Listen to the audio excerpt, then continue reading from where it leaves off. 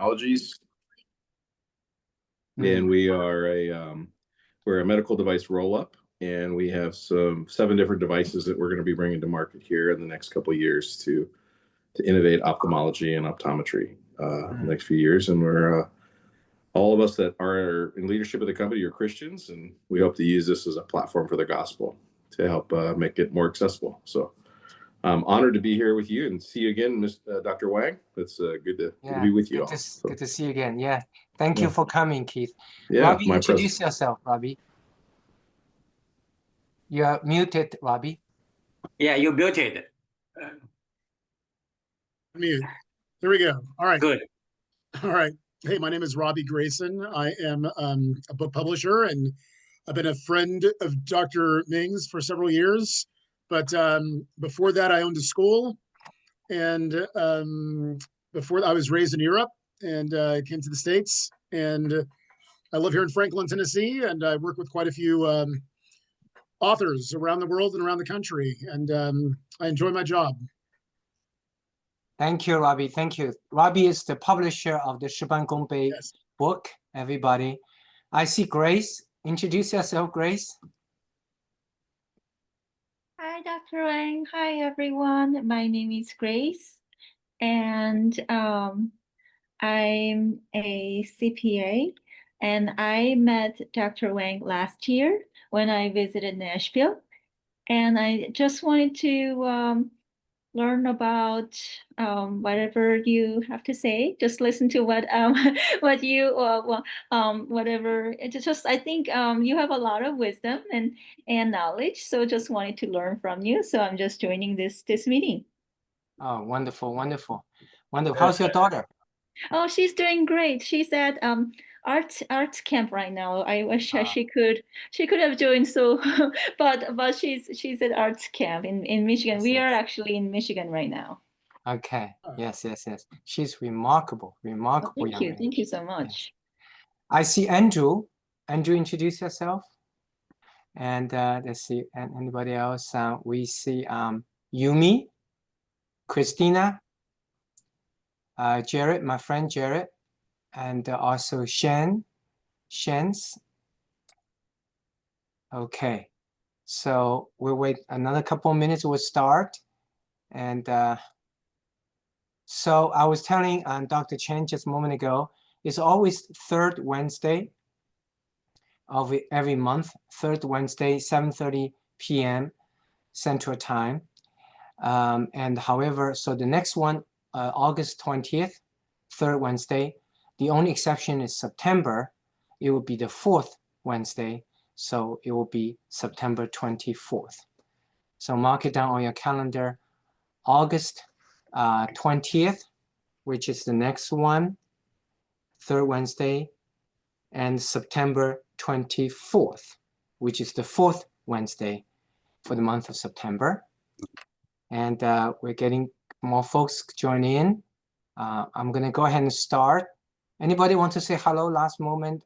I see Hannah, Jared, Christina Lee, Yumi, and Andrew. And I see Erico A18. So anybody wants to say hello? It's last moment. We're going to go ahead and start in 1 minute. And today we're going to go over there's additional pearls on the Shi Ban Gong Bei. And before we do that, let me just share the screen. Let's see. Share the screen. Hello, sir. It's Jared. I'm driving. I raised my hand to say hi. Just wanted to say hi. Hope Yeah. well. Jerry.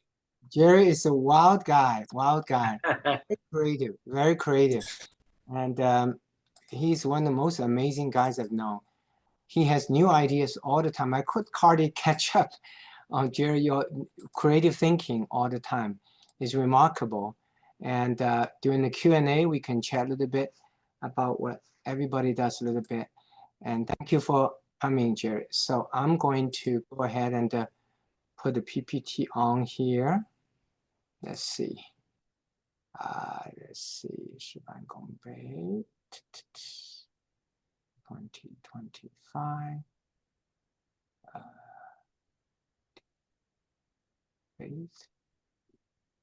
Okay. Today, and we're going to share the screen.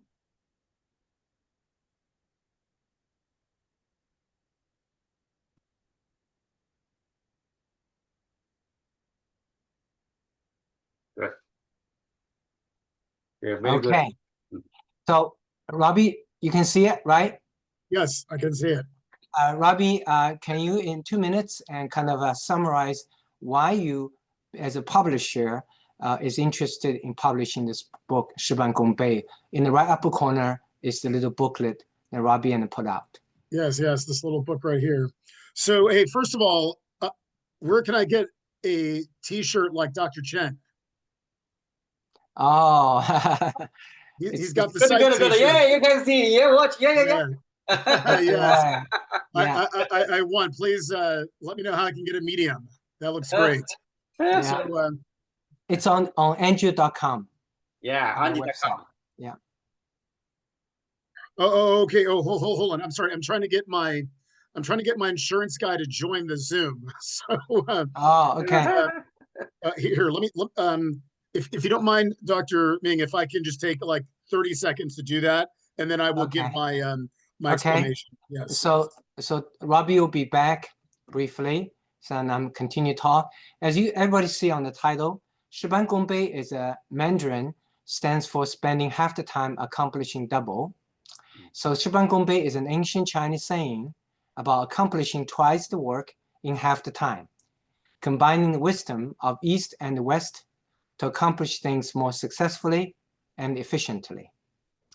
On the screen, everybody see my contact information. You can take a picture, and so you can email me any questions. And below, you see the film site, the 2 free link. One is in the United States, the free link for the movie, and also in China, it's got a free link as well. So anybody who wants to can take a picture of the screen, and that will be good. So Robbie, you just tell me whenever you're ready. Yes, sir. 30 more Okay. seconds. Sorry. Okay, no problem. So regarding myself, I'm not gonna talk too much other than the fact that I've been involved in developing amniotic membrane contact lens, which has been used worldwide by millions of patients. The technology has really transformed the world.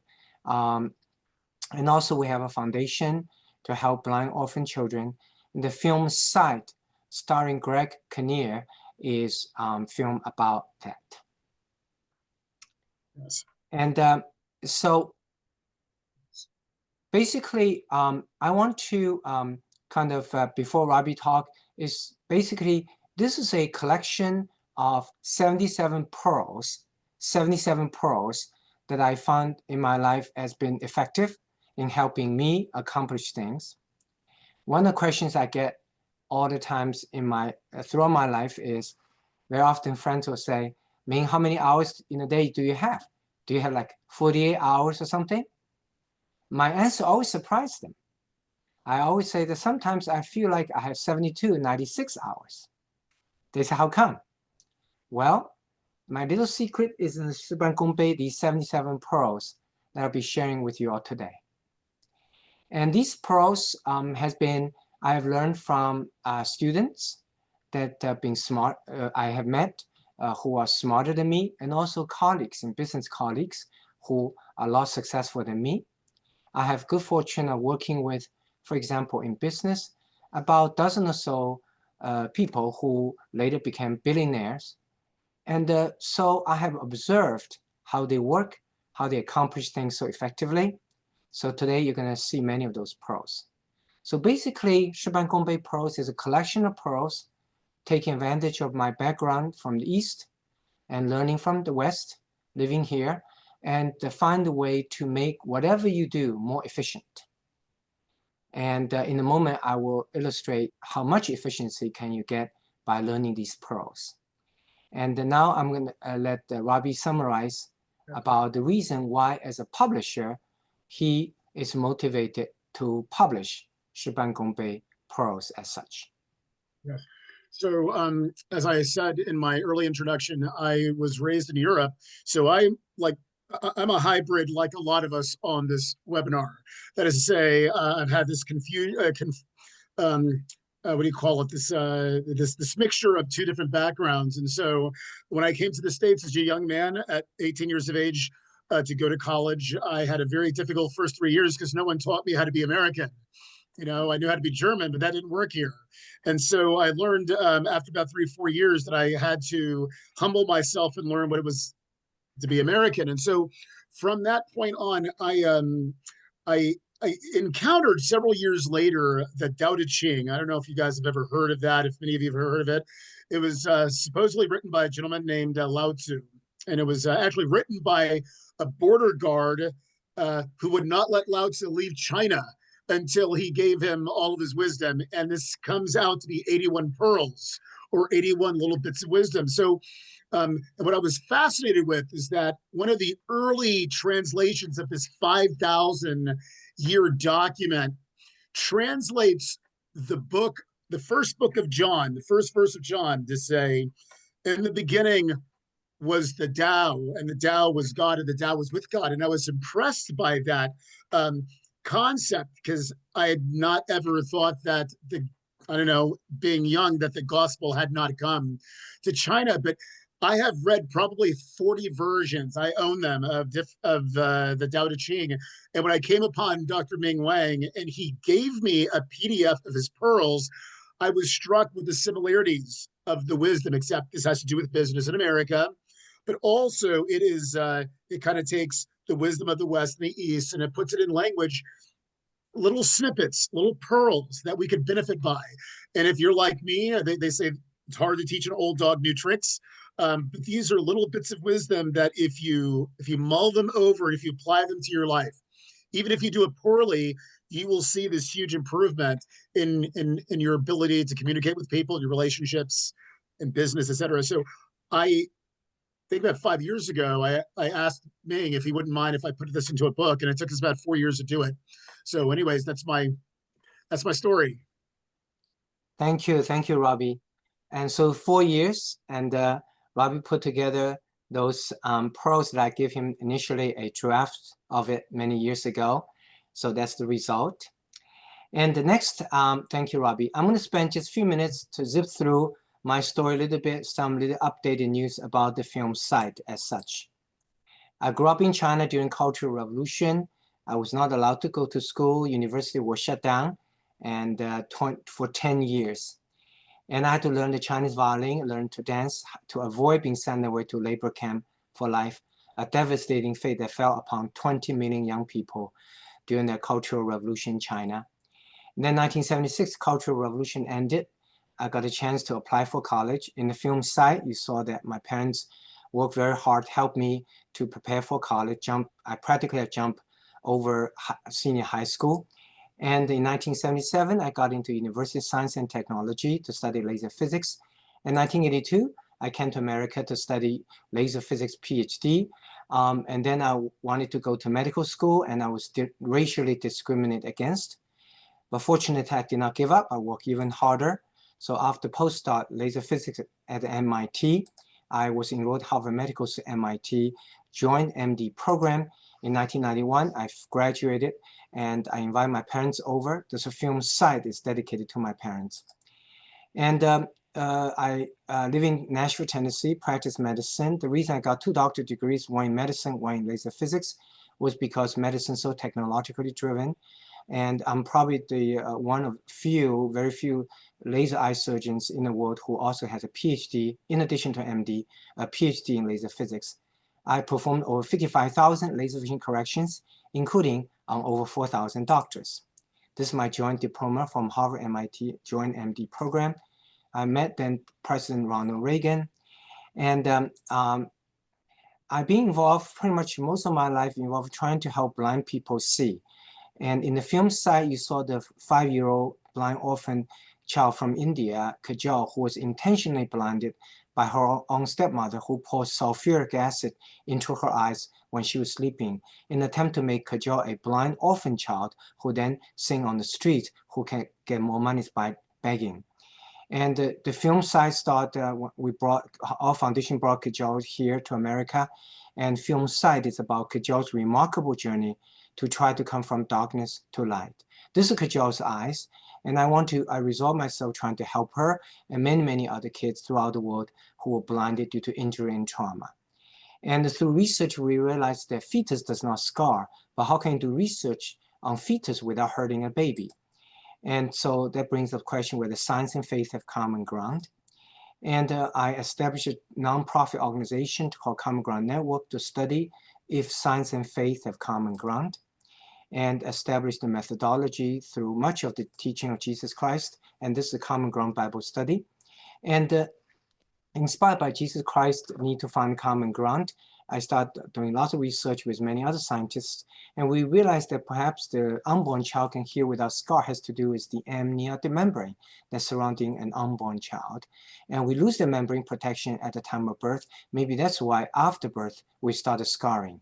And be able to stop the scarring is the critical key to help restore eyesight in traumatized patient eyes such as Kajol. So I went to hospital, get many of the placentas donated by to me by mothers after giving birth to children. The placenta is always discarded anyway. And I started doing research on the amniotic membrane. And long story short, eventually developed the amniotic membrane contact lens. When we put the amniotic membrane contact lens onto injured eyes, we found miracle happened. The eye start healing as if it were not born yet. And it were not born yet, so start regenerate just like before birth. And then I decided to donate the technology to the world. I feel that I did not invent the placenta amniotic membrane, God did. And I was just very privileged to have the opportunity to catch a little glimpse of part of God's original creation. So I donated my patent and went around the world to pro bono taught over 20-year period, over 10,000 eye doctors from nearly 50-some countries. Today, as shown in the film site, the amniotic membrane contact lens is a $5 billion a year industry now. It has transformed the world and has helped millions of patients. And some friends say you're not very smart, you did not make any money yourself. I said I'm not stupid because I realized that as a Christian and scientist, the glory belongs to the Creator, but also as an immigrant, I'm just very happy, very grateful to have the opportunity to live in a free country. And so as we get older, dry eye is one major problem. We all get drier, and this is a 70-some-year-old patient. When it's everywhere, and her eyes get dry and dry as she get older. And the condition affects most elderly. And we put the amniotic membrane contact lens, and she's very happy. And so amniotic membrane contact lens, which the film site shows that not only is a technology that utilize fetal healing without hurting the baby, it shows that science and faith can have a common ground. That's what God wants us to do, advance science and protecting life at the same time.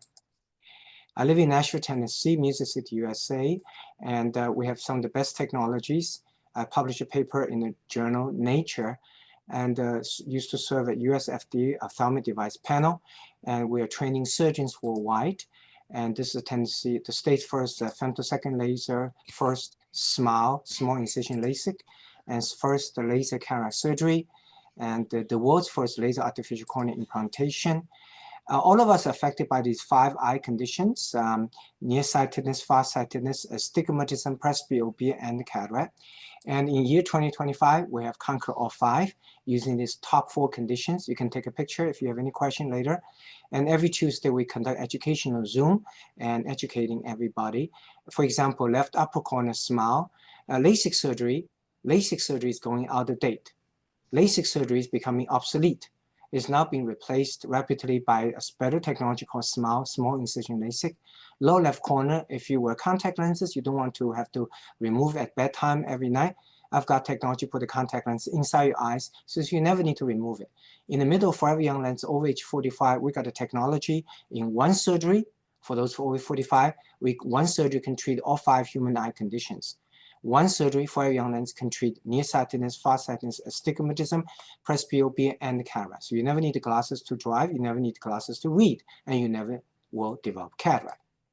Finally, on the right, laser cataract surgery, and cataract surgery can be done with lasers. Even though these top 4 technologies are the best that humankind has to offer in year 2025, You'll be surprised to know that only 5% of laser vision surgeons in the United States, advanced nations such as the US, are using it. The 95% still not, are using older technologies.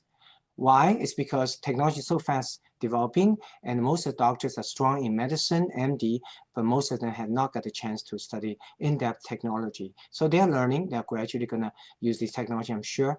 That's why I've been involved in teaching. I've published 10 textbooks to help surgeons around the world to improve their weak area, which is technology. And 7 of these have been translated in Mandarin Chinese. Living in Nashville, Tennessee, I'm my share of a star patient, Dolly Parton, and others. I've not forgotten I came from China, so I've been going back almost every year before COVID and teaching pro bono to Chinese ophthalmologists how to improve the quality of eye care. I performed the first all-laser LASIK in China. Here in Nashville, Tennessee, our institute now attracts patients from all over the United States and over 55 countries worldwide. And we have developed foundation, and middle is Kajal, the real person in the film site.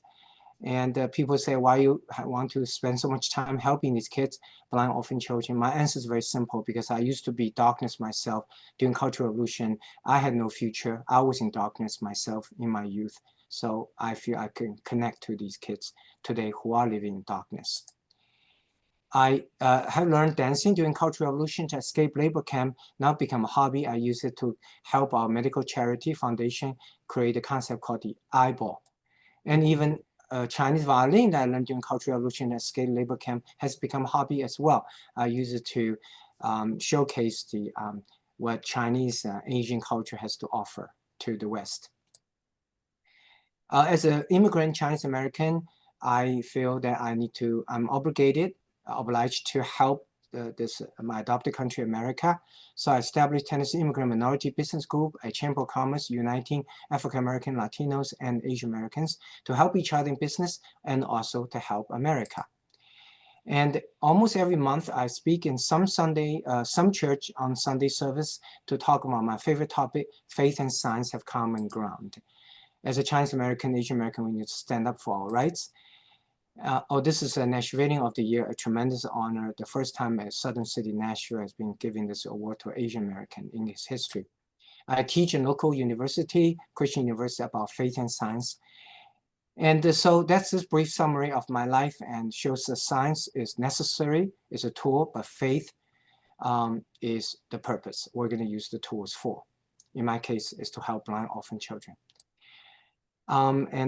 I published my story in a book, From Darkness to Sight, and the Chinese version of it, and it's made into film. So you may want to tune up your computer, turn up the sound, and this is 2 minutes, the trailer of movie Sight, which has won the ICVM International Christian Film Best Film Award, and also recently has won the 2025 Anthem Film Festival, the grand prize. So here it is, the film Sight. You can turn up your computer sound a little bit. I'm going to help you see again. You said it was impossible. Ah, there he is, the good doctor. You're going to be on the cover of the Tennessee Herald tomorrow morning. You may get a date out of this. Not in that picture. Very funny. Our pro bono office got a call from India.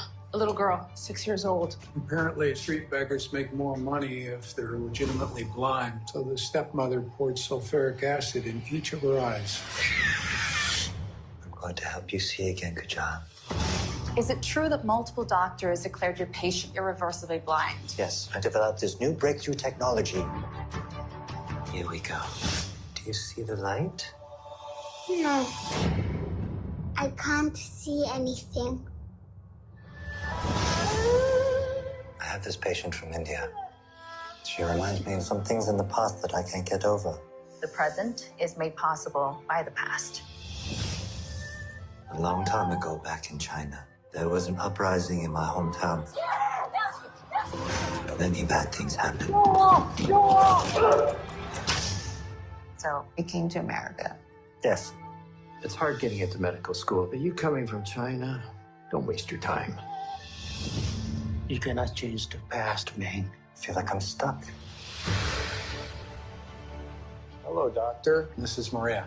We want to give her a chance to see again. I don't even know if I can perform surgery anymore. I left you. Stop it. You need to just let go. I just don't want Maria to end up like a John. We can only do our best. I'm with you, Ming. We can do this.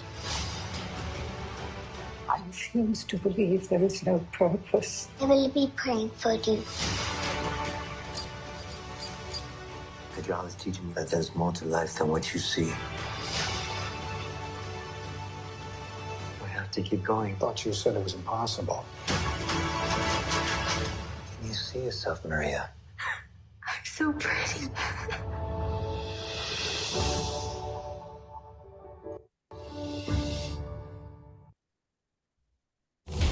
So the film has been released by Angel Studios, and this is the free link. And more people watch the film, more our foundation will get our word spread around, and we can help more blind orphan children. All their medical care is free.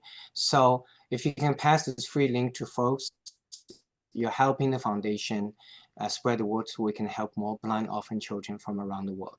Thank you. And so, Shi Ban Gong Bei. One of the question I get from people is that, Ming, you published this book with Robbie, and how much improvement of my efficiency by studying these pearls? The answer will shock you, up to 1,000%. You say, how come? And there was a New York Times bestseller named Jonathan Haidt. He wrote a New York Times bestseller called The Righteous Mind. He said that 90% of us are actually emotional. Only 10% are logical. And Ray Dalio, in his book, New York Times bestseller, also called The Principles, also mentioned that, the world's most successful bond trader, Ray Dalio. However, if the human beings are indeed mostly emotional, irrational, therefore it's inefficient, but if it's a random error, how could we systematically overcome it? And came along another giant named Dan Ariely. Dan Ariely is a Duke professor. He said not only we're irrational, emotional, therefore not efficient, but we're predictably so. Very interesting. We behave without reasoning 90% of the time as human beings, but we're predictably so. So standing on the shoulder of these two giants, I published my book and called Shi Ban Gong Bei, How to Accomplish Double in Half the Time. Basically, Jonathan Haidt said we are 90% irrational, efficient, and Dan Ariely said we are predictably so. So since it's a predictable systematic error, we can devise a systematic solution. And that's why this little book is born, standing on the shoulder of these two giants of human behavior study. And because 90% of us is emotional, irrational, if you improve that, convert into logical, therefore you can improve 10 times your efficiency, therefore up to 1,000%. It will make a dramatic difference in your life if you really study and apply these pearls. So the Shi Ban Gong Bei book is essentially 77 nature-driven irrational behaviors and using logic to overcome them. And as you study these pearls, and many of you have a book already, you'll find that none of these pearls are earth-shattering. You know them, but most of us do not apply them. We know them, we do not apply them. As a matter of fact, ladies and gentlemen, that is irrational behavior. Human beings, often we do know the right thing to do, but we do not do it. It's not like we do the right thing 50% of the time, 50% of the time we don't. 90% of the time, we know the right thing, but we don't do it. You see, that is a systematic irrationality and predictable, because it's not 50% we do the right thing, 50% do the wrong thing. 50%, 90% of the time we know the right thing, but we don't do it. So I just give you an example of how humans' irrationality, it's predictable. We're not 50-50. So if you're interested in receiving the book, you can email me, you take a picture, and I'll be happy to send you a little booklet as a little present. And this whole book you can finish reading in 10 minutes. Reading the book is not hard. It's apply them. And I, on average, apply 5 to 10 a day. 5 to 10 a day. Once again, be prepared. None of these pearls are earth-shattering, but you actually do not apply them, most of us. Why we don't apply them, even though they're right, is because these are logical behaviors, and we are not logical. So that's ready. Let's go ahead and start. I'm going to run very quickly the early groups of the pearls because we've gone through in the previous Zooms. And when we get to about 40 or so, I'll slow down and I will give you some examples. Pearl 1. Often people debate whether this person is more important or the project. So Pearl 1 said, in partnership, the person is more important than the project. In partnership, your partner, who your partner is more important than what you'll be doing together. Examine the character of a potential business partner before entering the business relationship with him or her.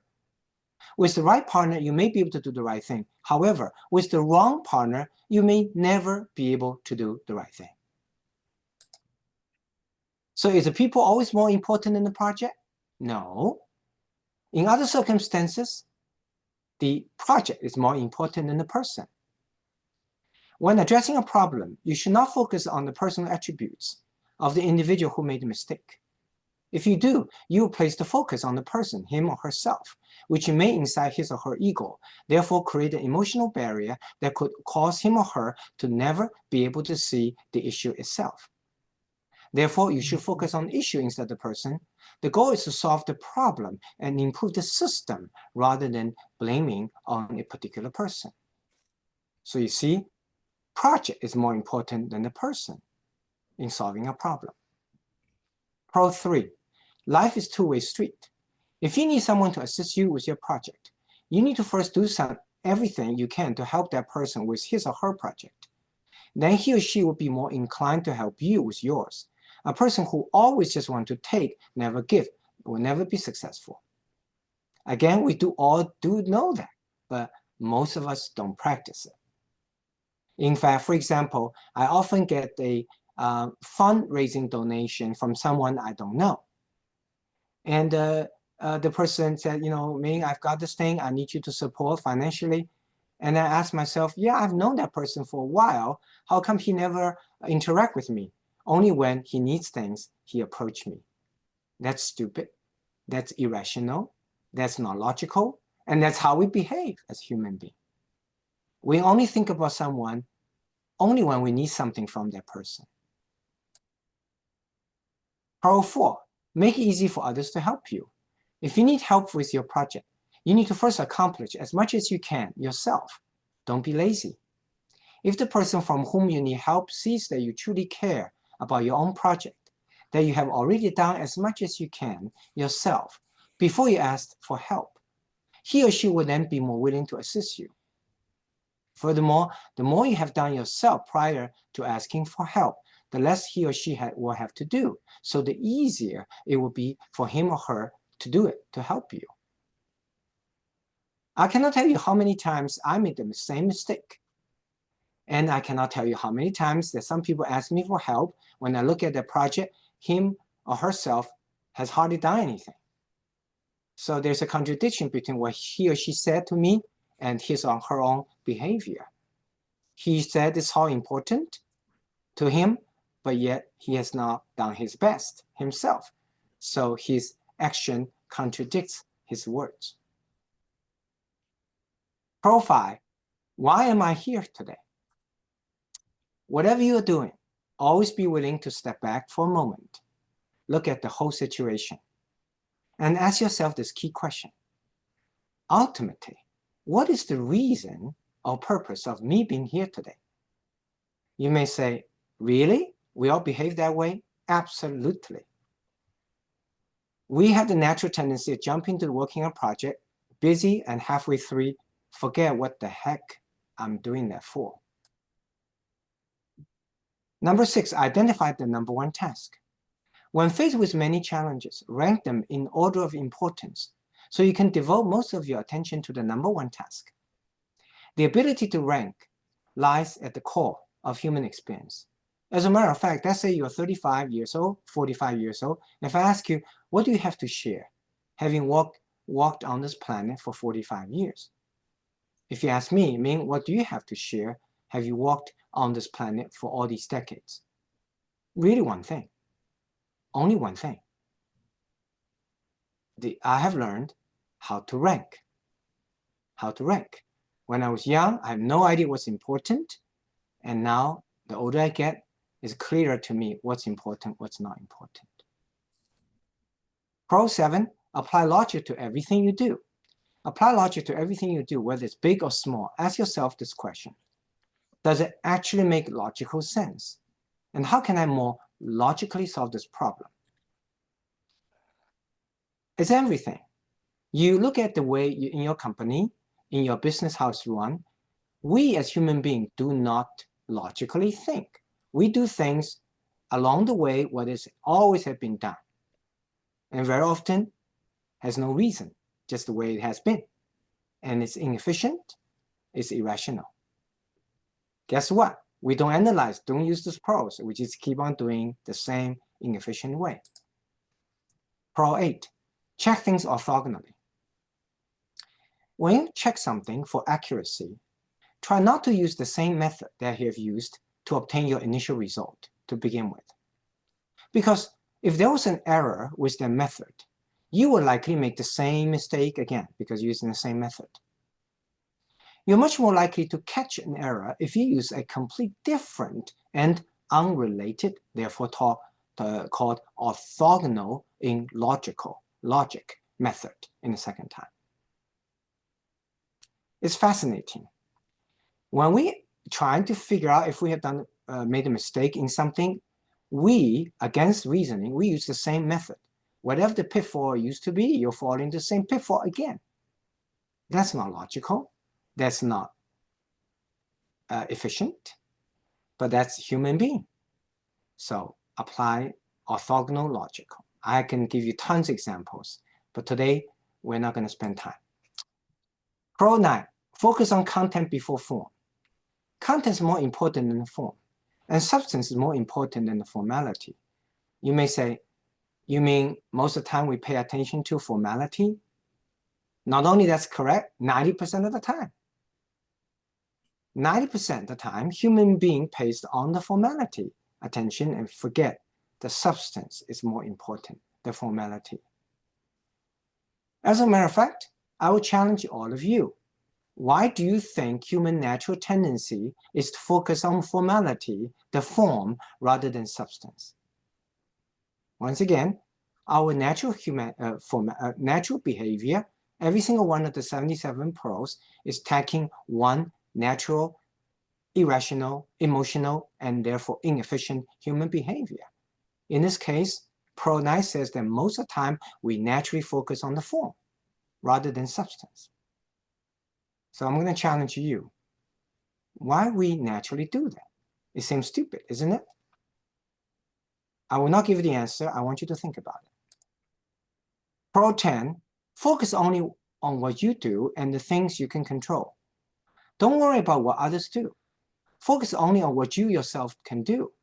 Do not waste time on anything that's not under your control. Focus only on things you can do and change.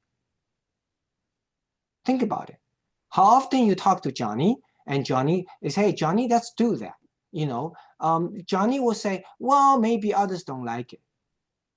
It's like, come on, Johnny. First ask yourself the question, do you want to do that? Why do you first think about what others like and not like? It seems stupid, right?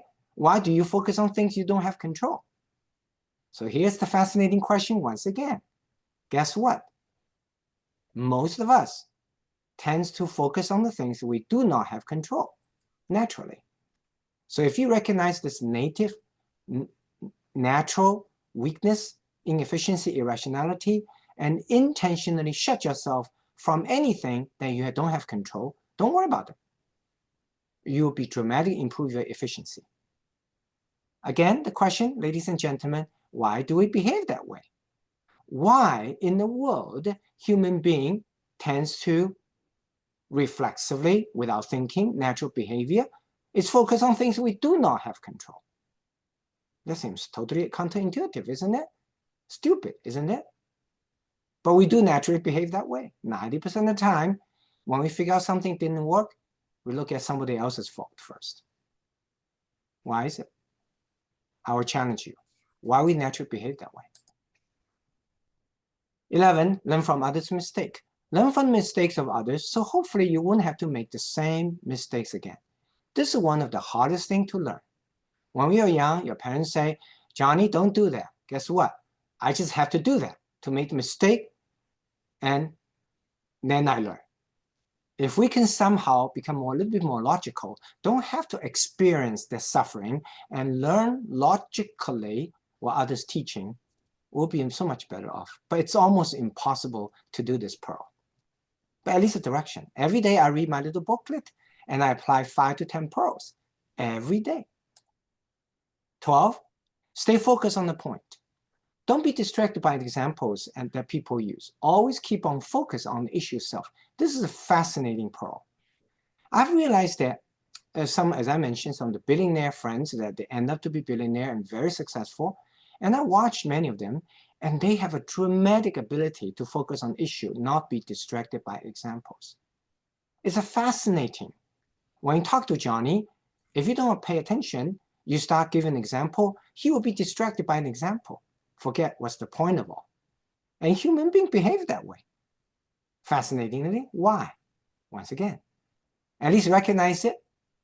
You see, every one of these 77 pros is not rocket science. You all know, but very few of us actually practice it. And that in itself, knowing these 77 human inefficiencies, irrationalities, but we do know what's the right thing to do, but 90% of the time we don't do it. That is an irrational behavior of human being in itself. We know the right thing, we just don't do it. Human being is irrational, but it's predictably so, as Dan Ariely said. That's why standing on the shoulder of Dan Ariely and also Jonathan Haidt, these two giants, I published my little book, Shi Ban Gong Bei, because I recognize we're inefficient, irrational, and we're predictably so we can devise predictable solution as such. 13, don't try to change someone else. Adapt to change yourself. You cannot change another person, but you can change yourself. The ideal work partner should be someone who at the onset already possesses many attributes that will enable you to work well together. If adjustments are needed after you begin to work together, only adapt and change yourself. I mean, this is one of the hardest things, isn't it? That we keep on wanting others to change. We don't even hardly change ourselves, less than 10% in our lifetime. The chance that you need to change someone else is essentially zero. Despite that, we recognize that people don't change, others don't even less change than ourselves. We still try to change others. That is itself an irrational human behavior. Knowing others don't change, we still try to change others. So by now you get the picture, right? Human behavior is largely irrational, but it's predictably so. Because not that half the time we change ourselves, half the time we change others, 50-50. No, 99% of the time, we always blame on others. So it's predictable. That's why Shi Ban Gong Bei Pro is so powerful, because it's about recognizing innate human behaviors and to overcome with logic. 14, success is measured by effort, not by result. Success is not defined by how much we have accomplished, but by whether or not we have made our best effort. If you've done your best in everything you've done, then you'll be successful. I learned this fascinating pearl with several people who end up to be very successful, but in the early times, I found they keep on going. And we all know, yeah, I need to persevere, I need to not give up. But the more interesting question, ladies and gentlemen, is how to persevere. Most of us do know we need to persevere through difficulties. There are tons of books written about it, movies made about perseverance. But the most interesting question is how to persevere. And Pearl 14 tells you one such pearl. If you dramatically fundamentally change the definition of happiness from the outcome, object outcome, to subject effort, you will be able to persevere. Because when you look back, you're not bothered by when the things happen or not, successful or not, by whether you have done your best. Since we are all human beings, we want to be happy. Looking back, we end up a positive loop. We end up keep on applying best every time. So, I mean, some friends say, "Oh, Ming, you know, what happened to you? Why are you so positive, energetic all the time?" I'm sure you have your failures. My answer is, I have my failures too. That's say 50% of things we do as human beings are not successful. I'm not better than you. 50% of what I do fail as well. But the reason I can persevere is not because I'm smarter. It's not because necessarily I'm work harder. It's because I fundamentally live by different definition of happiness. 15. People will do what others have done in a similar situation. If you want someone to do something, first try to identify and then convey to him or herself, him what others in a similar situation have done previously. Since people generally feel more comfortable, the sheep mentality, doing something which has been done by others who have been in similar shoes.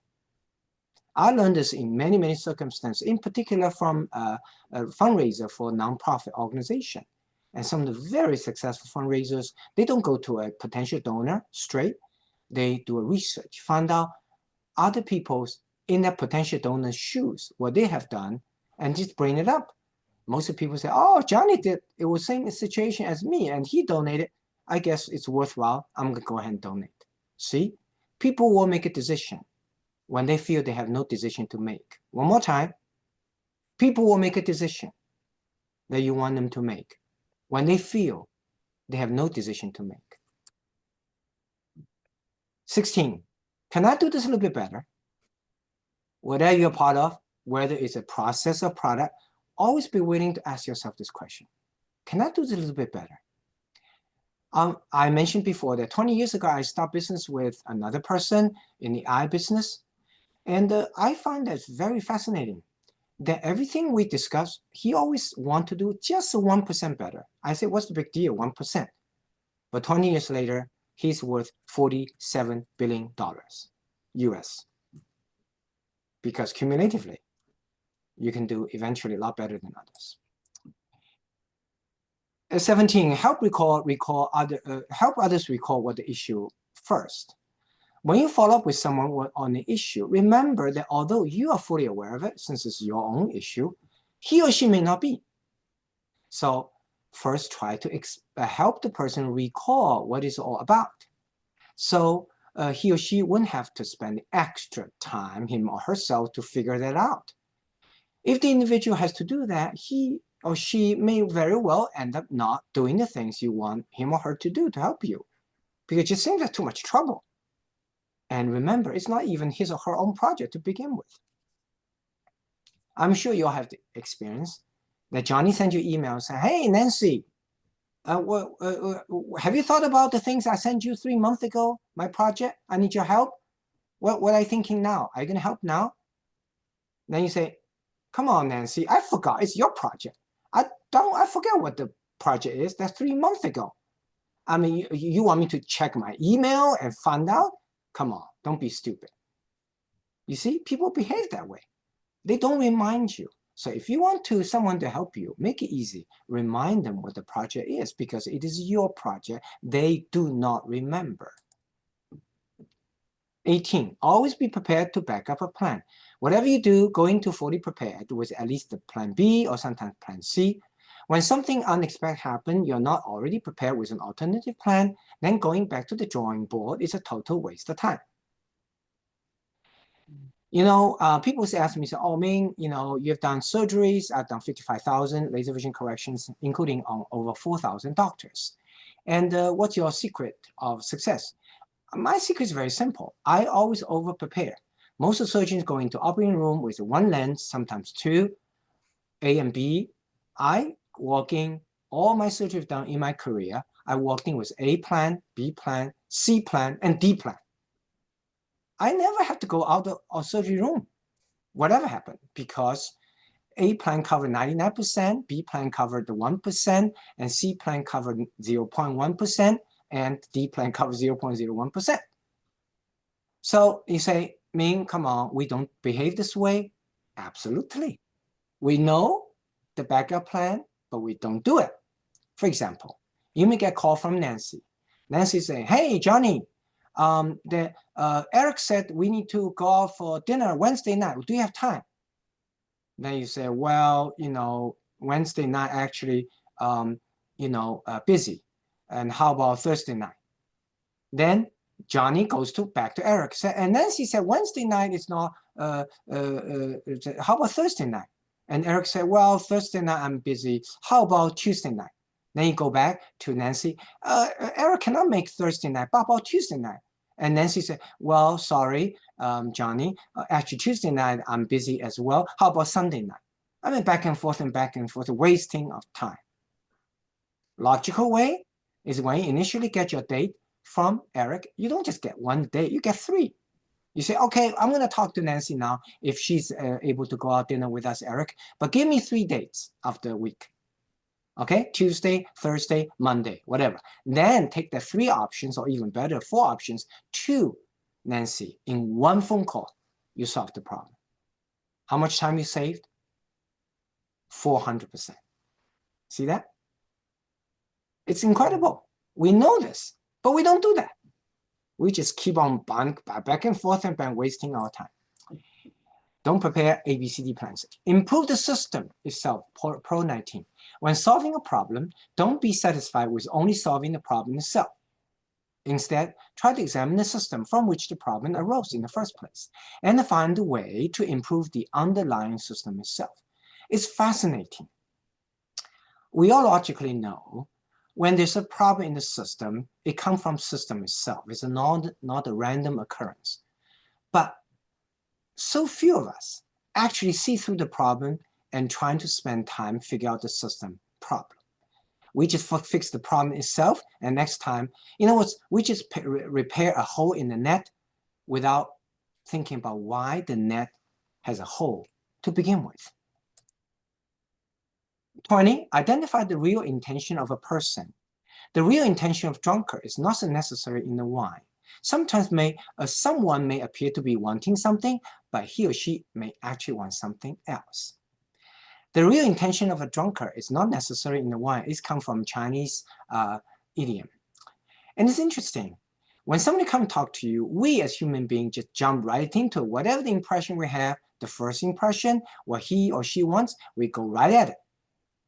Lots of times people do not tell you the real intention to begin with. So it does pay to spend a bit of time, listen, and trying to figure out what he or she really wants. And you say, Ming, we don't do that?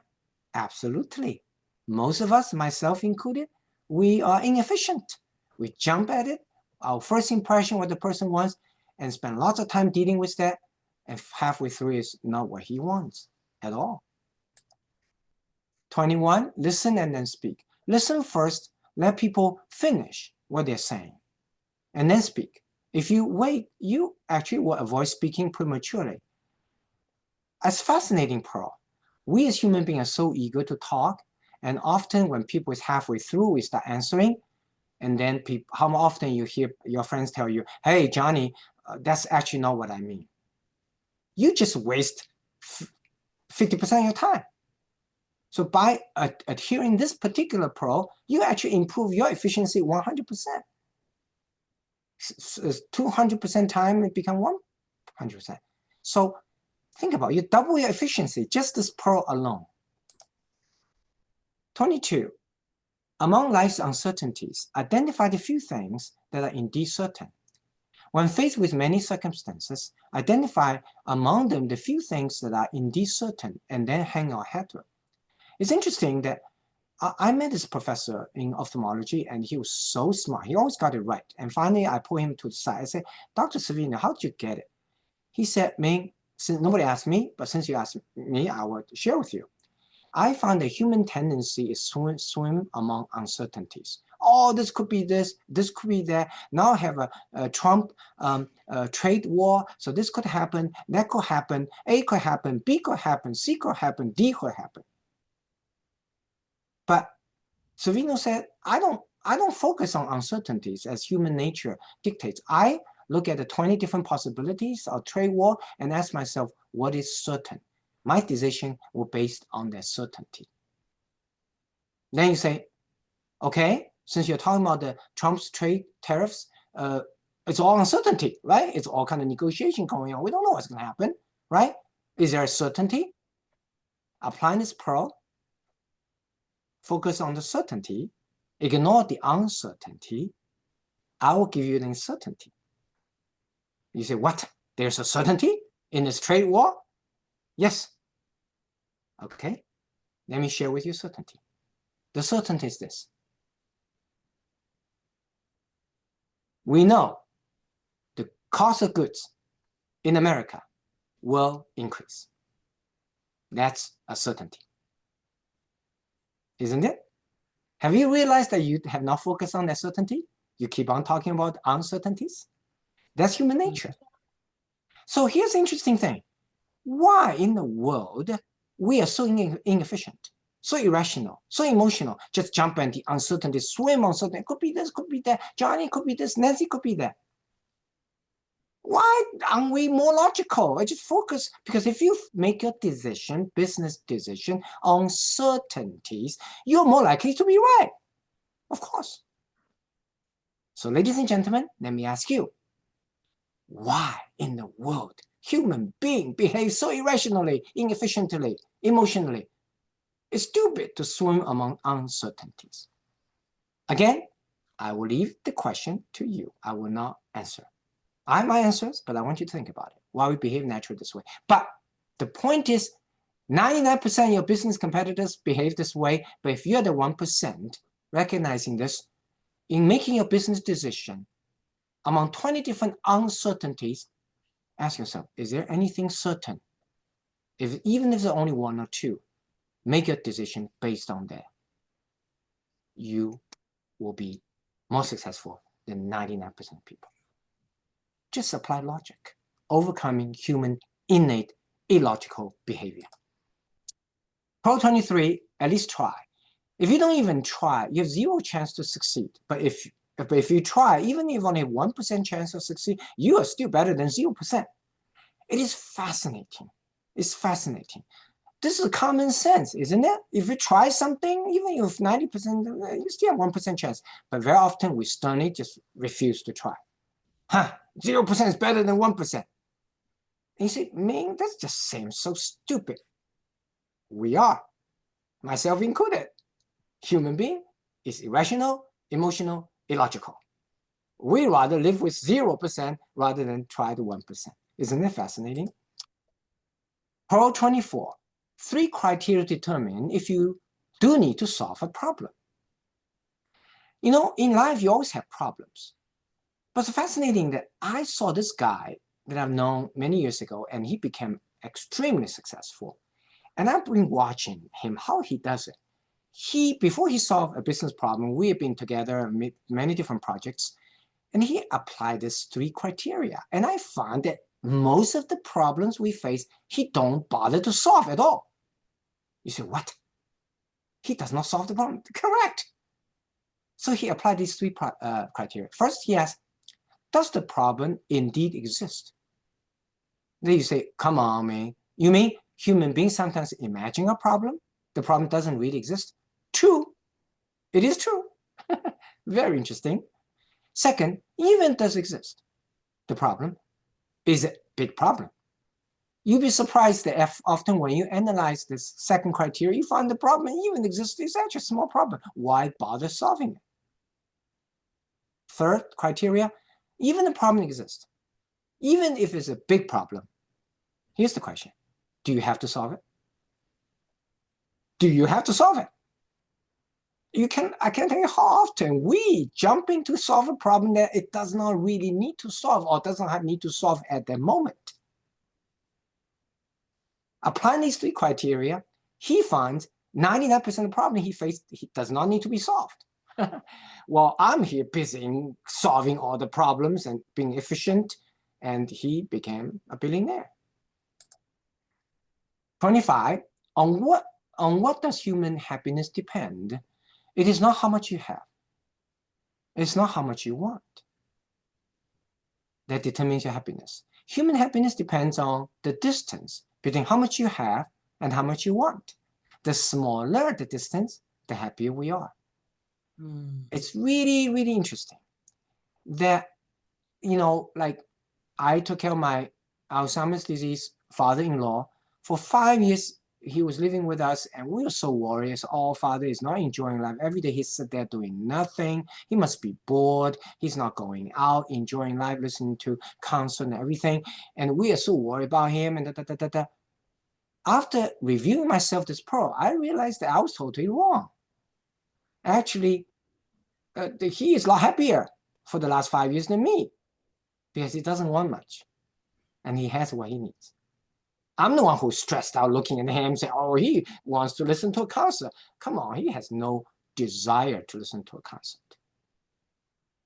So think about this pro. Happiness depends on the distance between what you desire and what you have. Restate the question first, 26. Before you hurry to answer questions, sometimes it's helpful to ask, could you please restate the question again? Clarifying what was actually asked to you is often half the battle. It's amazing that we listen to a question, we just jump into the answer and halfway through, oh, sorry, Johnny, I did not really understand what you're asking. So if you're halfway through, you start going backwards, but you're applying this pro in the very beginning, haven't you just improved, double your efficiency? You see, all these pros add together. You can improve your efficiency 1,000% or 10 times because literally every pro you can use. 27, the goal of life. The goal of life is not about seeing how much we have accomplished, or rather if we're happy throughout the journey. Life is not about feeling we have arrived. Life is about enjoying the process of trying to get there. I'm still working on this myself, and I find this fascinating. You say, come on, it's a cliche, or enjoy the journey. Yes, we do know it's a cliche. But do we actually follow that cliche? No. Then you say, wait a minute. You mean most of us recognizing, enjoying the process, this point of view? We know, yes. And we know it's cliches, everybody talking about, yeah. But almost none of us actually do it, correct?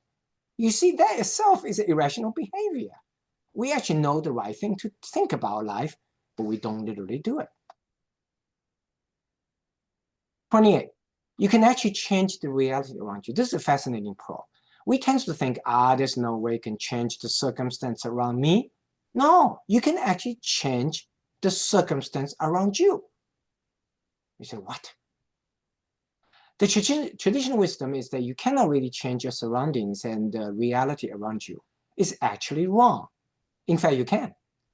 If you're always positive, for example, always choosing to try to do something rather than not trying at all, always deciding to look at the glass, which is half full rather than half empty, then eventually you'll find a fascinating thing. You'll find that the people around you have somehow magically changed and they are now all happy. How did you change people around you? But they have. Because birds of the similar feather flock together. How did you the change your surrounding? Because you have caused the change. You have chosen to be positive, and you are actually the one who have created the happy reality and environment around you because birds of similar feather flock together. So the point is, you can actually change if you so choose to. Your subjective choice does influence the objective reality around you. Isn't it interesting? 29, do everything a little bit better. Contrary to popular behavior, people who are successful in life do not actually have incredible, earth-shattering, unique skills or secrets that others don't have. They're just slightly more diligent and alert and always watching everything they do to find the opportunity to maximize their effort in order to do a little bit better, 1% better, which I mentioned this pro early with my billionaire friend. Everything he does, we've been in business together for 20 years, always ask the question, is something else we can do? I used to ignore that. I said, he's just a little picky. But after 20 years, he's the billionaire. Pro 30, 90% of what we think is happening to us is actually our reaction to it. Of all things we think that are happening to us, 10% is indeed the things that are happening to us, over which we have no control. But 90% is actually our reaction to the negative things, that we do have control of our reaction. So if we can modify and improve our subjective reaction, we can in fact overcome and control 90% of what we believe are objective things, bad things that happen to us. This is fascinating. Human being tends to be, without realizing it, magnifying the negative effect of a negative thing. Something happened to us, only not 10% bad, but we just have in our innate behavior, without realizing, magnifying to 90% bad. We need to recognize that. If you recognize it, would be marvelous, because then you say, you know, all the negative feeling, 90% is actually just my reaction. It's not reality. Only 10% of bad things are reality. And what's the beauty is that 90% my reaction is under my control. So ladies and gentlemen, same question again. Why do you think human being is so illogical? That when 10% bad things happen, we magnify into 90%. That seems to be stupid, irrational, and seems to be very inefficient. But why we naturally behave that way? Again, I will not answer that question. I want you to think about it. But the point here is that if you recognize that, deliberately recognize that 90% of the perceived negative thing is simply our reaction, for which we do have control, you dramatically improve your life's outlook. 31, life is about balance, about yin and yang. Going to one extreme often generates exactly opposite effect of what you desire. If you're extreme in your effort at something, you can actually be non-productive and bad at accomplishing your desired goal. This is one of the most fascinating and most difficult applied to pros, because you say, well, you know, I should try to be the right degree, but where do you know where the right degree is? If you try less than the correct amount, the people say you're lazy. If you try too much, people say you're stupid, you did not see the writing on the wall. So today we don't have time to discuss, but I found very fascinating how to detect the right level of rightful effort. 32, before you speak, first rank your answers. Your question or answers. People pay most attention at what you say first. So before you ask a question or answer one, first think through in your own mind and then ask the most important question first. Similarly, when you answer a question, figure out your top and most critical answer and state that first.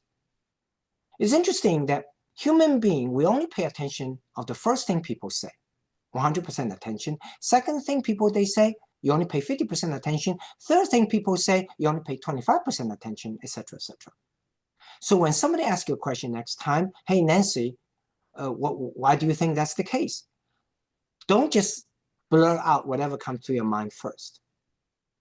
But rather, if you have 3 answers, regurgitate within your heart, rank them, and speak the most important answer first, because your listener has the most amount of attention at that time. Isn't it logical? Very interesting, right? But we don't behave that way. A frog at the bottom of a well. Each of us is a frog at the bottom of a well. That means, i.e., our perspective, basis of judgment, opinions are limited by our own experience and exposure. We look up, we are like a frog at the bottom of a well, which is a Chinese expression here. We look up and see a small round patch of clear sky and believe that it is a beautiful day.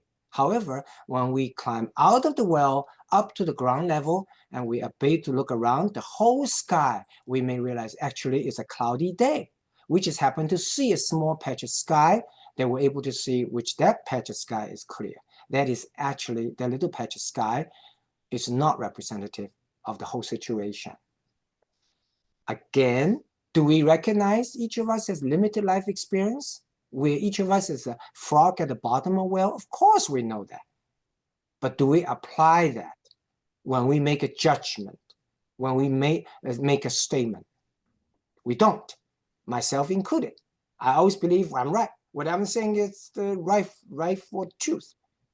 I do not intuitively qualify my answer with a limited qualifier, knowing that my answer is only based on my very limited life experience.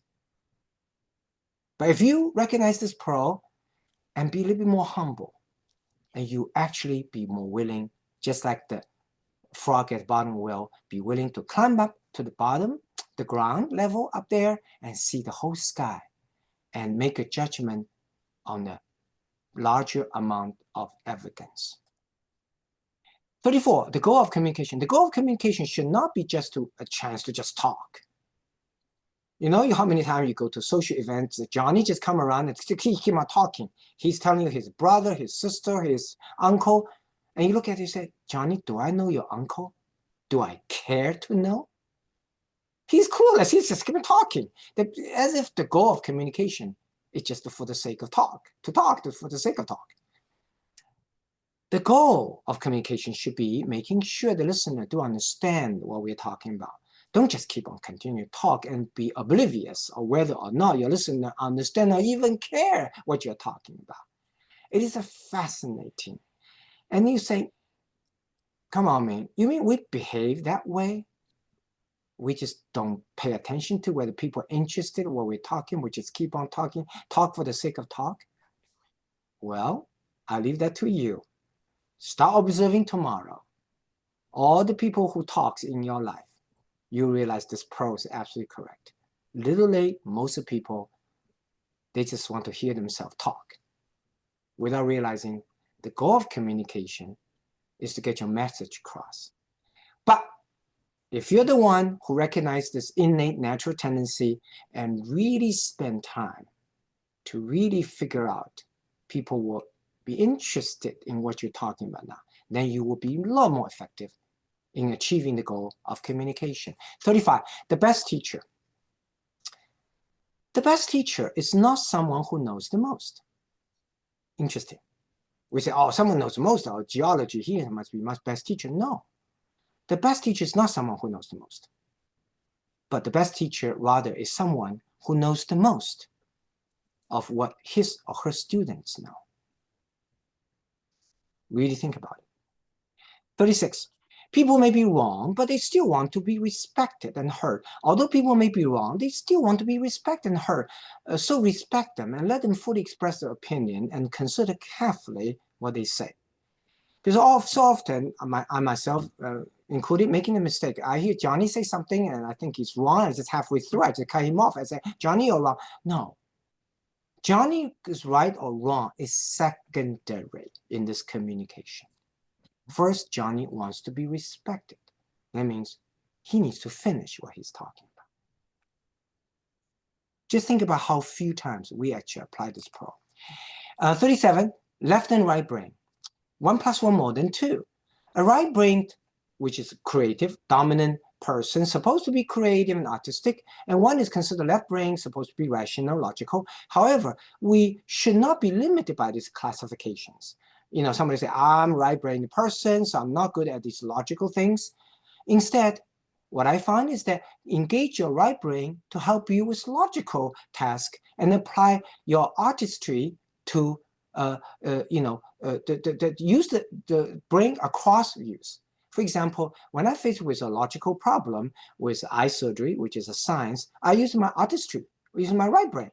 I want to say, this patient, if I use this lens, use this technique, she'll be a lot happier compared with another person, who may not have the same personality. You see, I'm applying artistry for a logical task, which is eye surgery. Similarly, when you meet with an artistic project using your logical brain. I love ballroom dancing. It's very artistic, but I use my left brain. I use the logical physics. I say, this dance looks so beautiful. Maybe they apply the angular momentum conservation. See, you rather than treating these two half the brain as two isolated halves, our right and left brain are meant to work together synergistically. So if you use the left brain to solve the right brain problem, use the right brain to solve left brain problem, you actually can create a situation 1 + 1 actually equal more than 2. 38, don't do it, don't write it. If you don't want people to know what you're doing, then don't write it. Don't do it. And if you don't want people to read what you've written, don't write it. So if you don't want people to, you're doing something, just don't do it. If you don't want people to read what you have written, just don't write it. And you say, isn't it the common sense? But I tell you, 99% of the time, we just violate it. This common sense. 39, don't criticize unless you have better idea. This is amazing. Every day in business this happens. If you don't have a better idea, then keep your mouth shut. If you want to criticize something, please be ready to offer what you believe is a better solution. It's interesting. I notice in myself and lots of my business colleagues that we will criticize something I have no clue if I have better idea. If you don't have a better idea, that idea is the best. Shut up. We don't use this pros all the time. We're wasting time. Complain, spend lots of time, 9 times more times. And Johnny said, so Ming, you have a better idea? I don't. And Johnny said, you just waste 9 times all the time. Now you recognize if you apply this pro, you're literally going to improve your efficiency 10 times. That's what the 1000% efficiency comes from. For the sake of time, we're not going to have time to go through beyond 40, so this is the last pro. So reserve something for the next one, which is August 20th. Ultimate drive in life. Steve Jobs, in his graduation commencement, Stanford University 2005, said that if you don't love what you do, change. And it's really, really, really true. And life is too short. This is it. One journey. That's it. If you don't love what you do, it's not worth it. Stick to it. Okay, so we have these pros we have to go through. And again, in summary, these are all human nature inefficiencies, and I'm just applying human native. So how much you can improve efficiency? 10 times, 1000%. Because Jonathan Haidt said we are emotional, and then I really said we are predictably irrational, standing on the shoulder of these giants. This little book, Shi Ban Gong Bei book, since we're irrational, but we're systematic, so we can apply systematic solutions to it to solve the problem. If you convert 90% of your irrational behavior, inefficient part into rational and logical, you literally can improve your efficiency 10 times and up to 1000%. And my little pro, when people say, Ming, do you have 48 hours in a day or something? And I'm able to answer, sometimes I feel like I have 72, 96 hours. It's because I use these pros, because I recognize my own innate illogical, irrational behaviors, and I deliberately, intentionally try to apply logic, rational behavior, and that's why I'm a little bit more efficient. That's why I can do a little bit more things than some of the other people, because not because I'm smarter, not because I'm naturally work harder, it's because I work smarter. And what does that work smarter mean? Means recognize our innate inefficiencies. That is prevalent, ubiquitous. 90% of our behavior is irrational, emotional, inefficient. So recognize these 77 pros, apply them, you can dramatically change your life. So next one is August 20th. Everybody take a picture of the screen. And if you don't have the little booklet, I'll be happy to mail you one as a little present in appreciation of your reading the book. And this whole booklet you can finish reading in 10 minutes. But it's about carrying with you, apply them every day. I apply 5 to 10 pros a day on average. So take a picture. You can email me your mailing address. Okay? So next one is August 20th, always third Wednesday of every month. For September, write it down. For September, it's not third Wednesday, it's the fourth Wednesday. That means September 24th.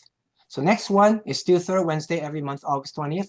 But for September, it's an exception. It's not the third Wednesday, but the fourth Wednesday, September 24th. Then October, we go back to the third Wednesday again. So if you follow us the whole year through, you will go through all the pros. Again, you're interested, email me your mailing address. So if anyone's interested in my book, $25, you visit wangfoundation.com. You can donate, and $25, I'll send you a book. Movies based on this. All proceeds go to foundation to help us help more blind orphan children. Once again, really appreciate everybody's help by passing this free site link. More people watch this film free. more words people will get to know about the work of Foundation, Amnion Membrane, helping blind orphan children. Therefore, more blind kids, orphan children can be helped. Okay, so pass around this free movie link and to encourage more people to watch it. Once again, it's free anyway, and also this is something you all can do to help more kids to see. So in conclusion, Shi Ban Gong Bei is 77 human inefficiencies that I've identified in myself, in the friends I work with, and I learn from people who are smarter and more successful in my life. And specifically, we recognize them, we specifically conquer them. You're going to improve your efficiency by up to 1,000%. Finally, you may say, why me? Why you are so unique in terms of identifying these pearls, Shi Ban Gong Bei? I'm not smarter. I just have a somewhat unique background because I was born in the East, grew up in the East, and live in the West. So I have unique perspective. I'm able to see the best of both cultures. I truly believe in the international conflict, polarization, division, that is East best, is the West best, is this better, and that I feel it's not about the world should go to the East way of life. It's not about the world should go to the West of way of life. It's about humankind needs to overcome the polarization to find a common ground. It's about world going forward. That is the essence of Shi Ban Gong Bei Pearls. Thank you. Any question? Anybody?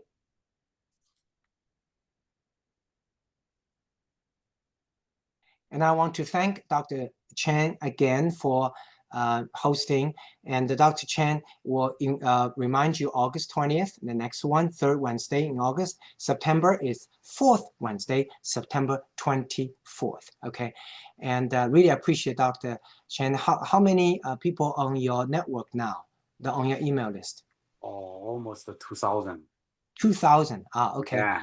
Yeah, I'm very happy to share.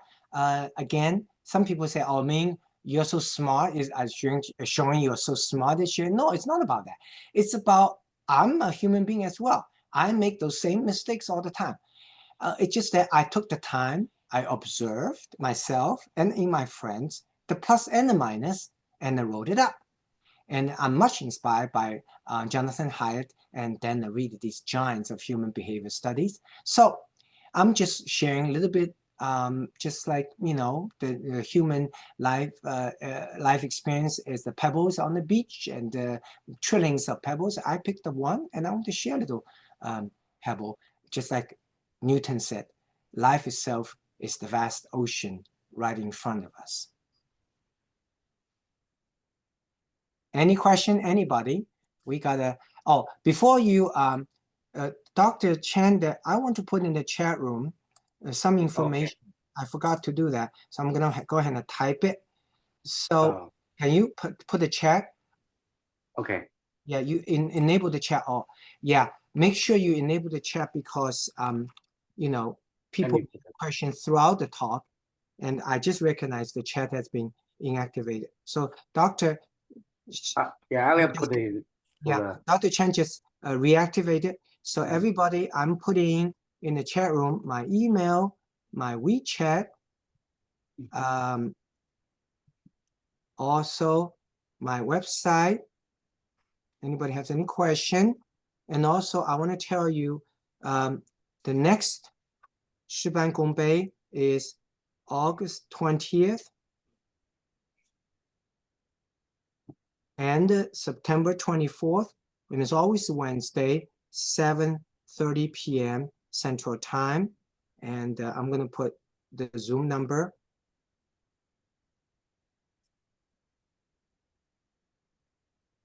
There, so and everybody has that. And also, if anyone's interested in Vision Zoom, our next Vision Zoom is July 22nd, Tuesday, 6:45 p.m. Central Time. And finally, if anyone interested in free site link to get to send to friend, this free site link is site.drmingwang.com. So everybody in the chat room, you will see my little blog. If you have any question, you can. So again, the first is next Zoom is August 20th, September 24th, always Wednesday, 7:30. And second is next Vision Zoom, if you're interested, nearsightedness, farsightedness, astigmatism, presbyopia, cataract, is July 22nd, Tuesday, 6:45 p.m. RSVP. And finally, really appreciate the free site link is there. It's free, and really appreciate everybody pass it. So more people watch this free site link, more people know about the work of foundation, so we can identify more kids and to help more blind orphan children from around the world. So passing this free site link will help the foundation, and thank you. Robbie, can you just do a little closing remark and what your Robbie is like me. The reason we clicked between Robbie and me is because we're both multicultural, and he, you know, from Germany, American citizen, now live in America, and he married a white lady, and it's just a mix of culture. And I think in many ways, Robbie and I can perceive some opportunities to improve our business, our way of life. It's because this multicultural background that both Robbie and I feel. We're not stuck in one particular silo or one particular aspect culture. And we do share the common ground. We do share East and West combined is the best way to live in, not either a lifestyle alone. Don't you agree, Robbie?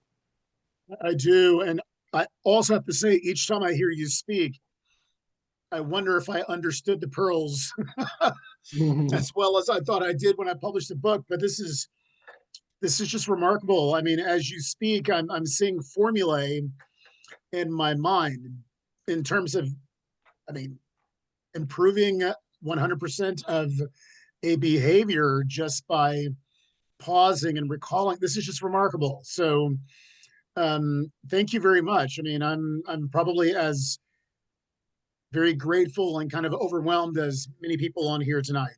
So thank you, Robbie. Actually, Robbie, stay on there. Dr. Chen, I want to take a picture. So everybody who tune in, can you open up the camera? And Dr. Chen, can you put in the gallery show so everybody showing in one screen? And Robbie, if you know how to do that, I don't. On your I can end, take a picture. Yeah. Okay, Dr. Chen, take a picture. So everybody, open your camera. Yeah, briefly. start a video. Yeah. Yeah, video. Just turn on the video, everybody, briefly. So Dr. Chen will take a picture because, again, this is life experience, right? We're here exploring about the truth in life or what are the pros. And guess what? The same moment, same group of people, same mental outlook will never be again. This is a unique experience tonight. Nobody will ever, we will never be the same group again, same point again, same point in our lives again.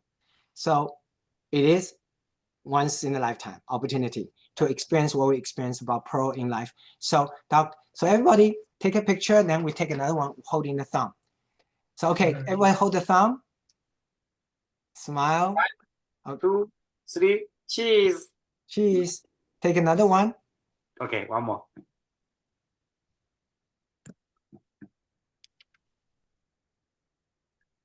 One, 2, 3, cheese. Usual. Thank you. Thank Very you. good. Thank you. Thank you. Thank you. Yeah, thank you. So anybody has any question? If no question, I want to make sure that you all see my contact information in the chat room. You can take a picture of that, and you can contact me anytime. I'm all about trying to help. And also, I want to tell you that I do show the film around the country. If I have several invitations, I'm at work, that I will go to a state, a city, typically put up few shows, and I talk about what are my favorite topic, which is faith and medicine, bridging the gap for better health. Faith and medicine, bridging the gap for better health. And I realized that it's a area that, you know, that the science and faith are so far apart, and many of the believers are handicapped they kind of limit themselves knowing the science. All the science can knowing about faith. And I believe that all of us, whether you're Christian or not, we all have the opportunity to truly bridge the gap between faith and medicine. And because at the end of the day, we all want to be more healthy. In that presentation after film site, I talk about 5 major human mortality that the number 5, the top 5 causes of why we die today. Stroke, cardiovascular disease, Alzheimer's disease, diabetes, and let's see, stroke, Alzheimer's disease, Parkinson's disease, cancer, and cardiovascular disease. So I'm going to talk about these 5 leading causes of human mortality today, and specifically talk about the advancement in medicine, and basically trying to talk about faith and medicine bridge the gap for better health.